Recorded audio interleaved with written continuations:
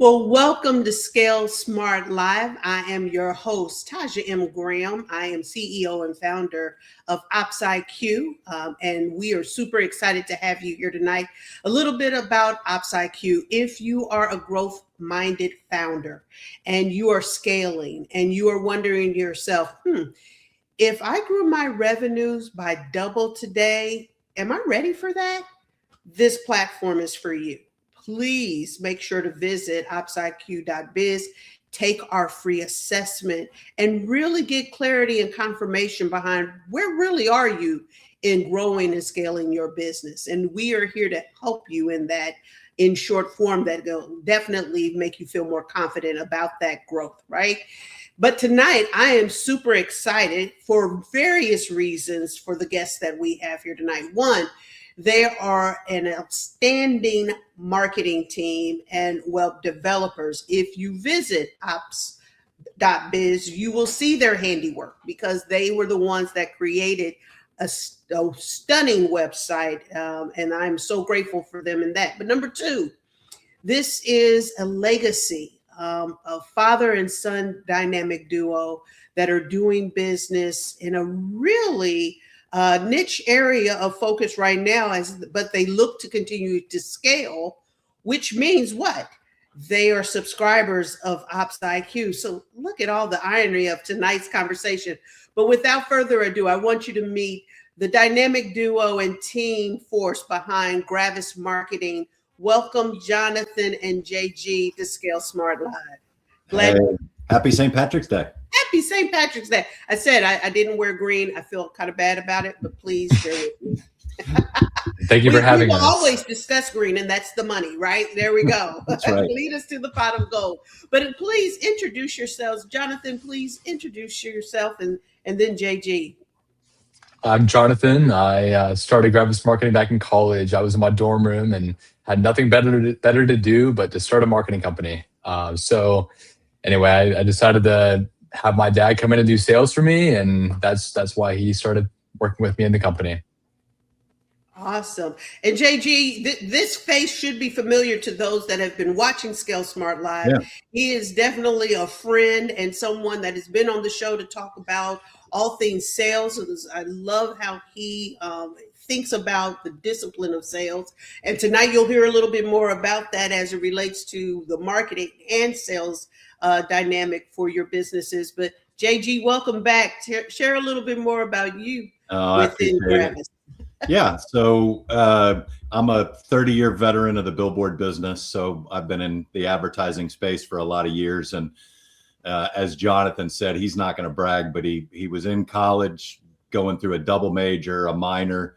He ended up graduating a semester early while running the early days of this company. And really, I think my entrance into this was a conversation that he and I had. I was looking for what I wanted to do when I grew up. And Jonathan said, look, Dad, you've been telling me for all these years that billboard companies are great at advertising their clients, but they're not great at marketing their own services. Why don't we build Graviss Marketing to support that community and others?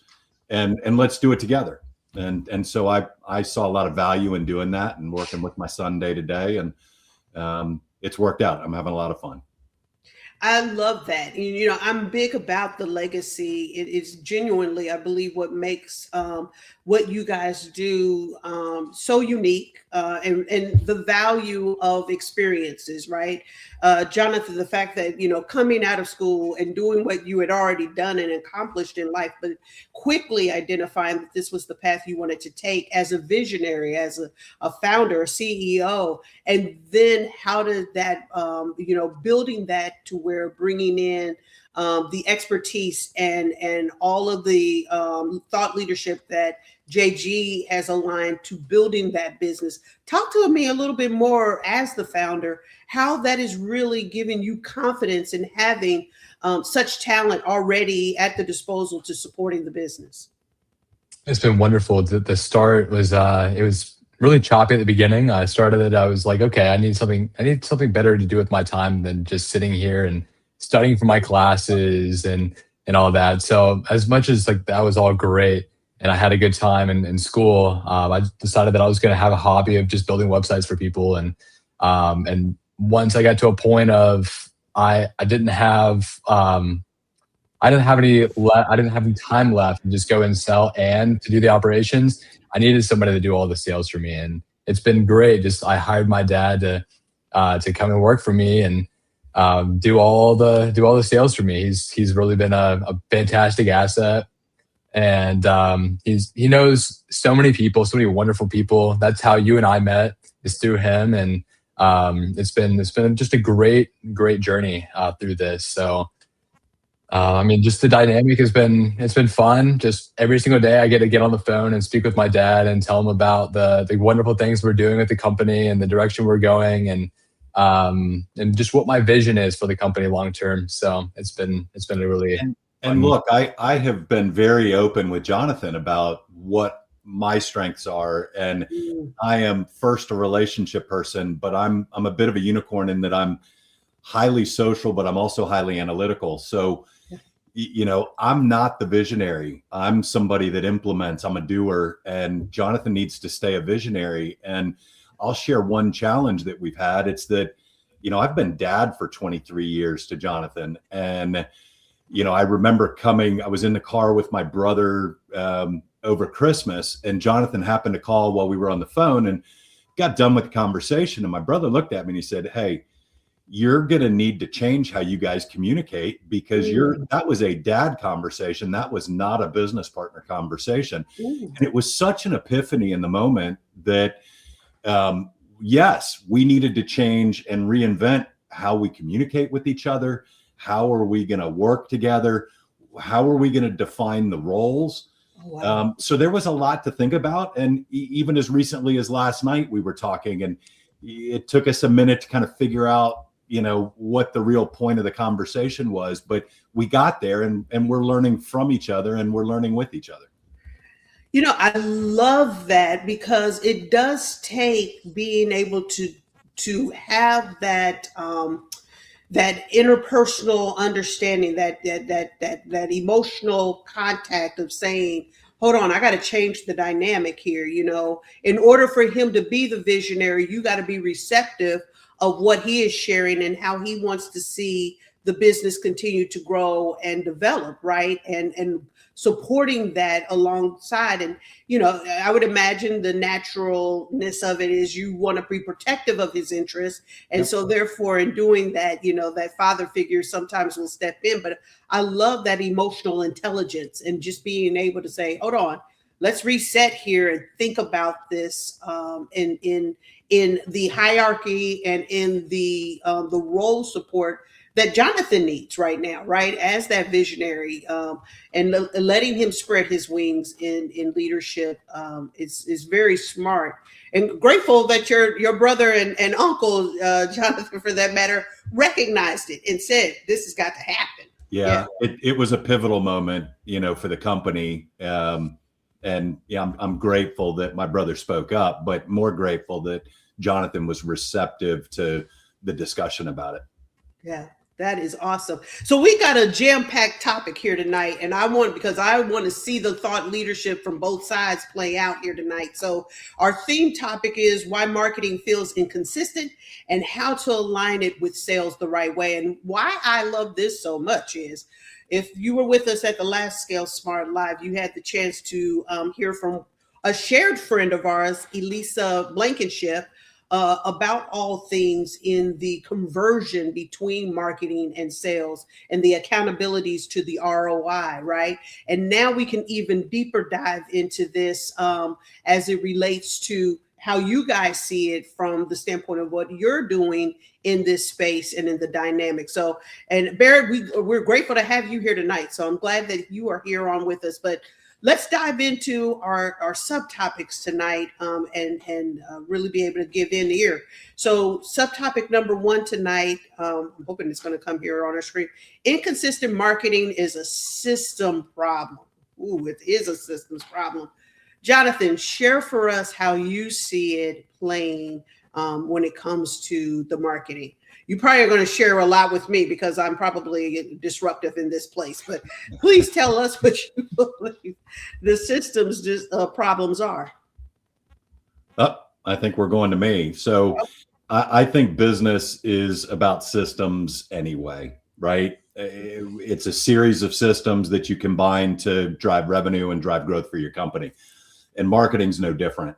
So really, there's got to be a system in place to work with sales and putting the channels together that are going to resonate for your company. And if you're not disciplined in spending time in sales and then spending time in marketing and making sure the two are aligned, you've got to bring in operations as well. So all three of them have to work together as a system to drive revenue growth. Yeah, I wholeheartedly agree, Jonathan. From the standpoint of first the marketing side of it, that would lead into what we hope are the abilities to convert to sales. Where do you oftentimes see the inconsistency of systems when it's relatable to marketing, to the marketing side of it? From marketing to sales, the inconsistency between marketing to sales and the conversion. It's just or the problems that you see happening on the marketing side that then become problematic in sales. Where do you see it play out most? I see it mostly as marketing just being done as a checkbox rather than being done as a strategy, and it's primarily because if you do it as a checkbox, you don't get the sale, right? Versus if there's a strategy behind why you're doing the marketing, then you're more likely to get a sale. Right. And so I think most of the time we see a bunch of different businesses that will come to us and they'll say, hey, I really want these services from you guys, but there is no real reason why they want those services. So we have to sit there with them on a call or we go out to lunch with them or whatever it is and have the conversation. Hey, what is it about this that's intriguing to you?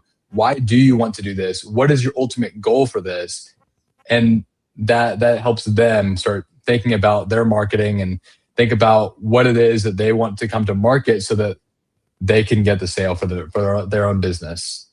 Yeah, I love lead with the strategy, the why behind, and then let the why are we going to do this, lead to what are the tools, the marketing tools, because it could be all kind of different outlets, right, in marketing that then provide the outcome for it. So I think you're right. The checkbox mentality will not lead to the conversion if you don't understand why you're doing those things.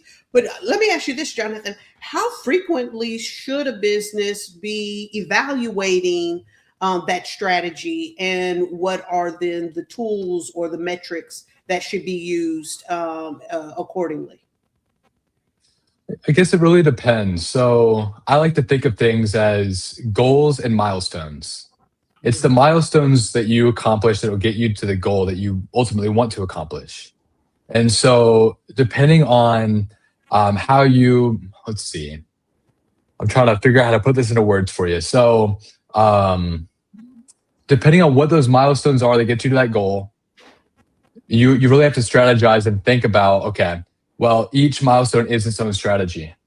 And if I want to get more sales, for example, what do I need to do? So milestone 1, maybe it's detail out a social media strategy, right? That's maybe milestone 1. Milestone 2 could be, let's build out a website. Let's have a landing page for our social media campaign.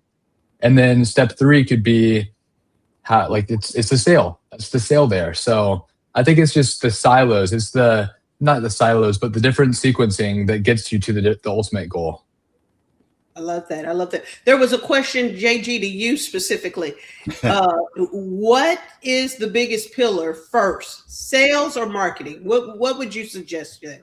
Well, look, the reality is that in a sales-driven organization, sales is going to trump everything. But if you take a step back and look at it from 30,000 feet, the two have to really work together in lockstep.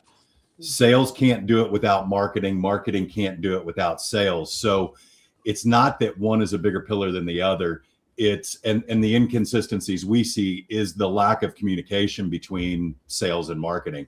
If you're not jumping in and looking at your strategy, both for sales and marketing on a quarterly basis, then your business is going to suffer. Your team is not going to understand what the priority this quarter is and how we're going to achieve the goals. So alignment up and down the ladder is really important. The consistency between working with sales and marketing to drive the goal is important. Yeah, that's a good point. They both have to complement each other. But as a founder, and Jonathan, I think you attest to this, which is why you brought on JG. Sales is the impetus of how you grow the revenue, right? Which then leads to the cash flow. So in most cases, that means sales has to be the focal, and marketing supports that accordingly, right? I mean, is that how you see it as founder, Jonathan? How's that for you? Of course, yeah. So, I really think back to a meeting that I had. It was a lunch that I had, let's see, maybe over a year ago now. I met with another founder of another marketing company, and he sat down with me and he said, you really need to figure out, do you want to be running operations or do you want to be running sales? Yeah. And he said, you can't do both. And so you need to find that person that's going to be able to, actually, it was over 2 years ago. Find that person, right? Find the person that's going to be able to fill the role that you don't want to do because it's not your strong suit. So I really had to think about that. And maybe a couple months later, I called my dad and I had that conversation with him. I said, hey, I've really been thinking about this ever since that lunch. I've been thinking about, I need to find somebody who can do my sales. And I know that you're the most equipped person that I know to be able to do that. So would you be willing to do that for me? And he said, okay, well, let me think about that a little bit. And he came back to me and he said, I really didn't have to think about that. I'll do it. I'll do your sales for you. And we can work out some sort of partnership agreement. And so we did, and it's been prosperous. I think as it relates to Ops IQ, what has been brought to the table is that as we scale this, we need to start looking at some supporting roles. So if I handle sales and marketing, it's hard for me to also create the content. By the same token, Jonathan in operations is being pulled in a bunch of different directions as both CEO and as the head of operations. So we really, as we scale, what Ops IQ has taught us is that we need to be very deliberate with the plan on who we're going to hire next and what role they fill and what bandwidth is that going to create. In Jonathan's case, it can create some bandwidth to continue to learn the sales process and how to navigate it, because he's going to need to know that on his own. And that's the beauty of this. I get to, help teach this. And I love that, because you have to, as founders and business owners that are really looking to scale, look ahead, right? And I'm grateful that you guys recognize the platform Ops IQ as that tool that you can use to kind of forecast your future, be it in talent, be it in tech stack, in capital readiness, whatever that thing is, that you can find that and get that clarity in how you're going to tactically handle this as you move forward. Oftentimes, we find that a lot of founders find themselves becoming a little bit handicapped or paralyzed by the overwhelming pressures of the founder dependency. And I love the fact that you guys are approaching it now so that you're prepared for it as you move forward. Identifying who are the right talents we need as we look ahead to the future. What are those roles and where does it best make sense? I love that you guys are already thinking that way. And Jonathan talks about it as foundation, right? That is, we are building the foundation now for the scalable success that we're going to see over the next several years. And, you can do it two ways. You can plan your work and work your plan, or you can commit to being a firefighter for the rest of your career. And nobody's got the bandwidth to be a firefighter that often. And so it's really, again, it goes back to Jonathan being the visionary for the company. He has to be the one to think and set that foundation, what that foundation looks like. Yeah. I love that. Okay, let's go on to our next topic, because I know we've got a lot here tonight. So aligning marketing and sales around revenue. Let's talk a little bit about that. What does that look like for you, Jonathan, as you are for what is Graviss Marketing? How does that look as the founder with for Graviss Marketing, and then let's talk about it as to how JG we approach that for other clients that you guys serve within Graviss Marketing. Can we pop the question back up? I'm sorry. Yeah, no worries. So the question is, let's see here, aligning marketing and sales around revenue. How does that look internally for Graviss Marketing?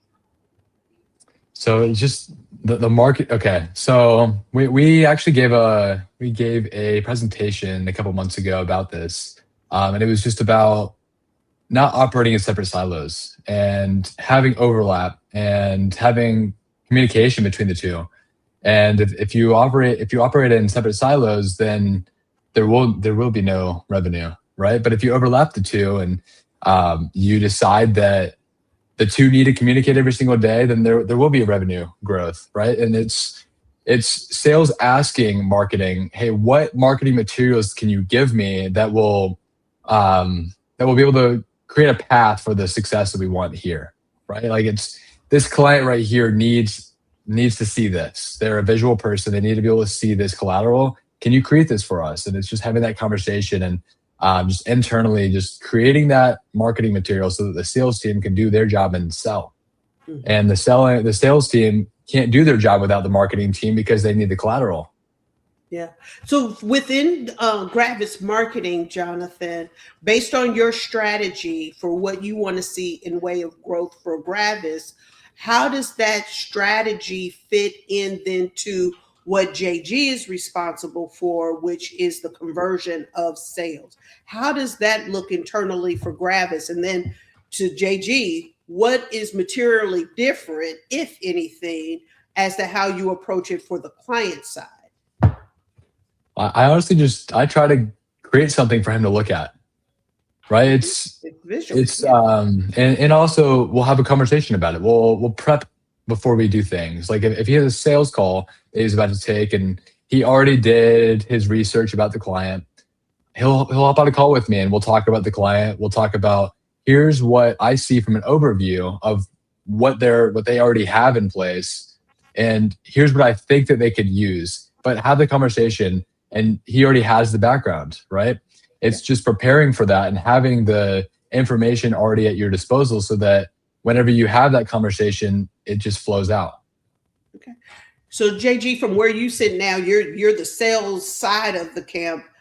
Is there any material difference that you would recommend to a client as they are coming onboarding with Graviss Marketing as to the approach or the alignment? No, I think we've got to run our company. If we're going to be the experts, we've got to run our company in a way that is consistent with how we're going to teach clients. And, you know, there certainly was some trepidation on my part because I have been building and leading and training sales teams for 25 years. So when I was on client calls, I was there to supplement and complement, you know, the account executive that I was working with. And what I realized is I needed to do a reset for myself. Now I'm both leading sales and doing sales effort, and I'm selling. We're teaching our clients how to do it. And so I've got to be very disciplined and on top of it to make sure that those are both aligned. But it's been awesome. I don't think I could advise. I mean, I could because I've been doing it for 30 years, but I think it'd be harder to advise clients if I wasn't also doing sales. I did a sales training engagement a couple of weeks ago with the billboard company. And, you know, it really was nice. We talked about what those cadences looked like, and they asked me really good questions about how we did it at Graviss Marketing. And what they found was it wasn't any different than the way I was teaching them. That's a good point. That's a good point.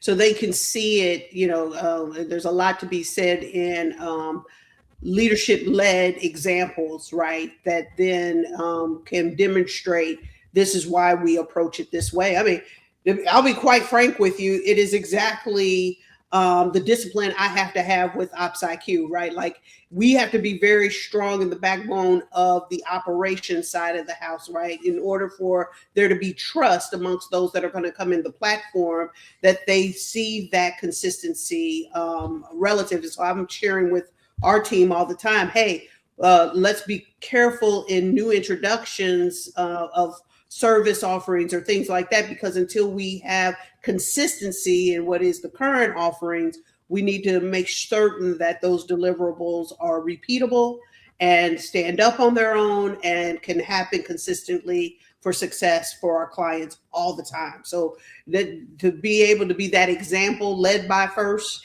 that example makes a lot of sense.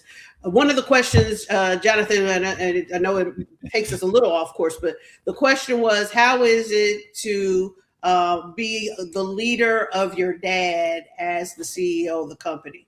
I don't want to. It was confusing at first. Yeah, no, it was confusing at first because it was okay. I have to think back to when we first started. I was getting out of college. I was still not taking orders from my dad because we already switched, right? Once I went off to college, it was a switch from I'm your parent to I'm advising you on the decisions you're making. Versus when I graduated, it was I'm still advising you on the decisions you're making, but I'm still a fatherly figure, right? Because he's always going to be a fatherly figure. Absolutely, yeah. But then it's how do you turn that off, right? Once we're in business together, is how do you turn that off? Because he's not taking orders from me. We're as much as we're partnering on things. So it's how do you be a good partner, but at the same time, it's still my vision, right? And he doesn't lose sight of that. We have it's also a respect thing, right? It's respecting the fact that I understand that your vision is the vision for the company, right? And we have those conversations on a regular. What is the vision today versus what was it yesterday?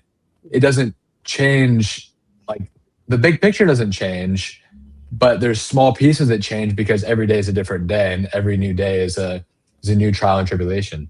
And anybody that's a parent recognizes that you're on this journey of moving from dictatorship to advisement. And often that gets muddy as you get into high school and college. And so we had laid the groundwork for all four of our kids on what that was going to look like. And I do think that cut through some of what we would have had to go through had we not laid that foundation ahead of time. But you know, I'm dad and I'll always be dad. And the real honest answer about this story is that I told him it's great as a sideline business, but you need to go out and find yourself a sales job and learn the trade and work for a corporation. And, you know, my dad told me, look, fail fast, right? Be an entrepreneur, and it was a reminder for me to practice what I preach, in that I needed to listen closer to what Jonathan wanted to do. And I needed to trust that he was putting us on the right path. And both of those have proven to be true. So, you know, there's a lot that goes on behind the scenes between us. And I think I'm a big believer in personality profiles, and you've got a work personality and a home personality. And at home, I'm the one that is in charge. And at work, I was a great sales manager because I always felt like I was a good number two. I'm not a high D. I'm not a, type A personality. I'm very comfortable being the number two in a room and letting somebody else take the stage. And I needed to recalibrate and apply that in this business, because the inclination is, because you've always been dad, you're going to stay dad. And that I'm shifting from personal to work. Yeah. Yeah. You know, what I love about it though is, and I saw that in the comment, it's about respect, and respect is up and down the business dynamic, right? So respect from the highest of levels to those that are reporting to you, and vice versa. It is critical to have that, and it builds then the trust that you can be that reliant confidant that the founder can come to, or that that employee can seek out to say, hey, I need that help and I need that support in my growth and in my development. So I'm glad that you're able to recognize that. It kind of reminds me and I'm going to throw this movie out there, but I think it was called The Intern with Robert De Niro. Niro, right? Yeah, it kind of the switching of the table, if you will. Oh, yeah. But when you think Great about movie. that movie and the outcome, right, it was really good to see that he could learn also from, I forget who the Anne Hathaway. There we go. Yeah, he could learn from her experiences and how she sees things. It's the diversity of thought, right? And vice versa for her. She was hearing of his experiences and what he had gone through. And that just definitely demonstrates, we got to have a diverse workforce in our businesses that include young, old, women, male, all of the dynamics, right? As we go. So, but no, that's a very great point. Let's go to our last subtopic tonight, and we'll leave a little room here. So, clear positioning that protects pricing. I love that. I think that's JG. That's probably in your wheelhouse here. Yeah, I mean, look, your price, when you get an objection to price, oftentimes it's a smokescreen for you haven't uncovered what their true needs are, right? So if you do the right research and understand the market and the dynamics and how this solution needs to be positioned price-wise, you defend it by having a clear understanding of what the client's needs are and supporting the pricing with the benefit to the client, right? Mm-hmm. Because it's not about the widget I'm trying to sell for $10 a piece.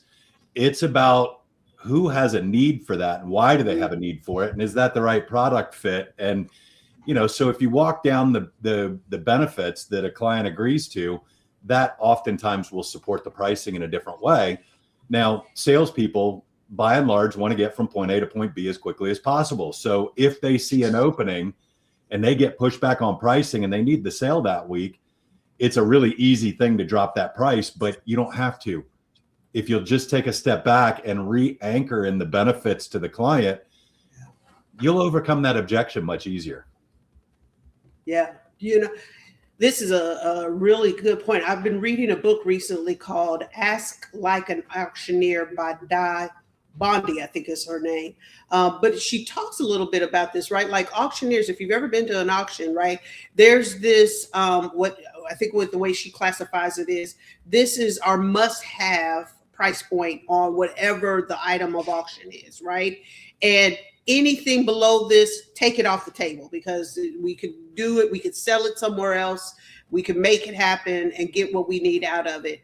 But, the importance is setting that price point to a zone that you almost freak out about, but it allows for you to see where people see that value. Value and worth are two different things, right? And we have to be able to understand how somebody values your product or service does not dictate what your worth is or what the product's worth is. It's just telling you what the market would bear. It's like selling a house.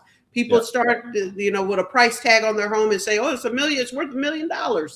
But the market is going to suggest, your realtor will say, well, the market suggests this, and to your point, somebody will buy it for $1 million because they see that value proposition at that price point. So understanding the difference between the two is, I think, very valid, but understanding where your bottom line is and saying, yeah, no, we'll take it off the table to you because you don't understand the true value of it. As a salesperson, you got to be able to walk away and say, it's okay. This isn't for you. This is clearly for someone else. And the other thing that I loved about this book, if you haven't gotten it, is, and this really resonated with me, the market is bigger than the room that you're in.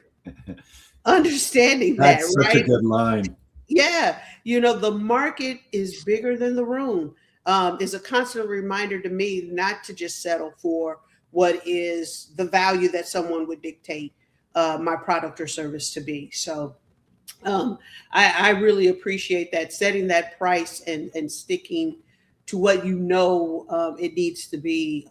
It definitely speaks to that. So and Taja, really, it goes back to what we led the hour with, which is systems, right? There is a system for pricing. There's a system to marketing that. There's a system to selling that. And Mhm. as you join those systems together, that's where the magic happens with revenue and with client satisfaction, really. So Yeah.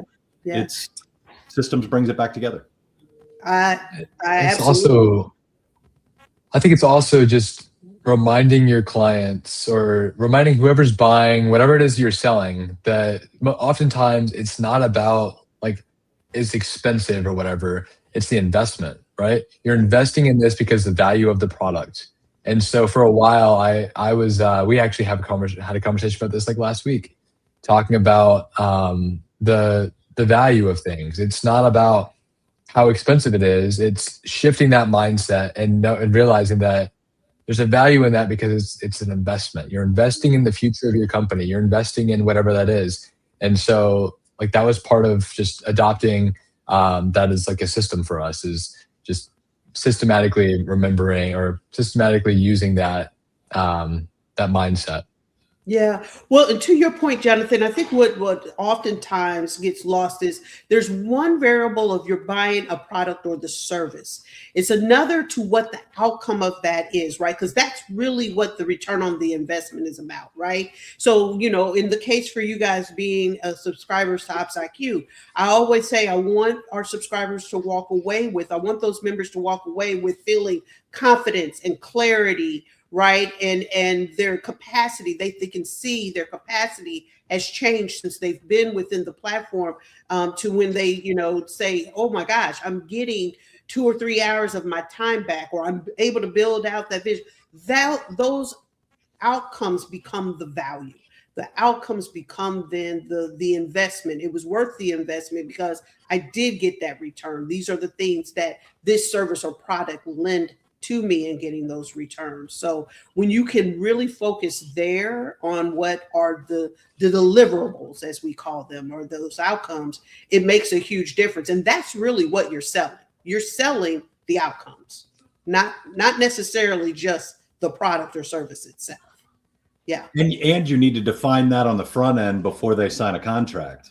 Yeah. Yeah. Be clear on in setting those expectations, right? Yeah. Yeah. So and in doing that, it definitely then limits the confusion behind, well, I thought I was buying this. No, no, no. This is what we told you it was going to do and what it should deliver on.